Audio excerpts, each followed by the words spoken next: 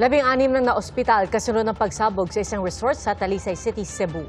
Ang itinuturong mitya, ang muriatic acid at chlorine na naihalo sa swimming pool. Ating saksihan.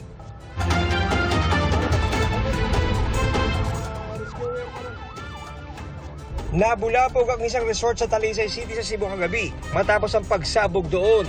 Ang dahilan umano, humalo sa muriatic acid ang chlorine na panlinis sa swimming pool. Ayon sa caretaker ng resort, maglilinis sana ng pool ang kanilang maintenance staff.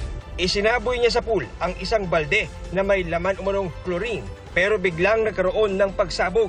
Sa investigasyon ng resort management, napag-alamang muriatic acid at hindi pala tubig ang laman ng balde na nilagyan ng chlorine. Ano siya, mao gini siya kutawaw no niya, pero ang amuriatic ani gamay ra. Pero ang kanang amuriatic chlorine tawas i-separate jud siya. Dili na siya ipunon. Itagtagsa na siya giyabo diha.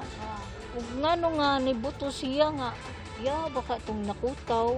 Agad dumisponde ang mga tauhan ng Talisay CDRRMO at mga pulis. Isinugod sa ospital ang 16 na individual matapos mahilo at magsuka. Kabilang sa kanila ang maintenance worker na nagtamo ng paso sa muka at katawan. Paliwanag ng CDRRMO, isang hazmat reaction ang nangyari at hindi chlorine explosion.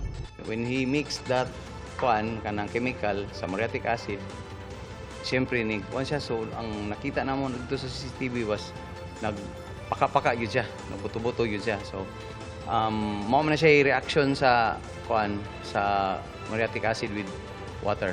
Nag-issue na ng notice to stop operation ang Talisay LGU habang isinasagawa ang investigasyon. Tulo ka butang tanawon kung ni-comply ba sila sa conditions sa business permit.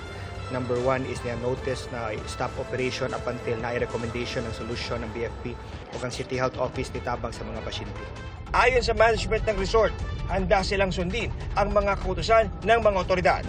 Pakete ng mga hininalang shabu na tinatayang mahigit 100,000 pisong halaga ang nasamsam ng pulisya sa isang itinuturong drug den sa Iloilo City.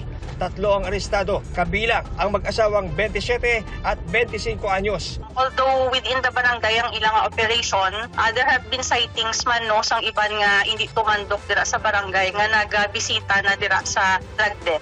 Sinisikap pa ng GMA Regional TV na makuha ang pahayag ng mga naaresto. Para sa GMA Integrated News, ako si John Consulta, ang inyong saksi. Mga kapuso, maging una sa saksi. Mag-subscribe sa GMA Integrated News sa YouTube para sa iba't ibang balita.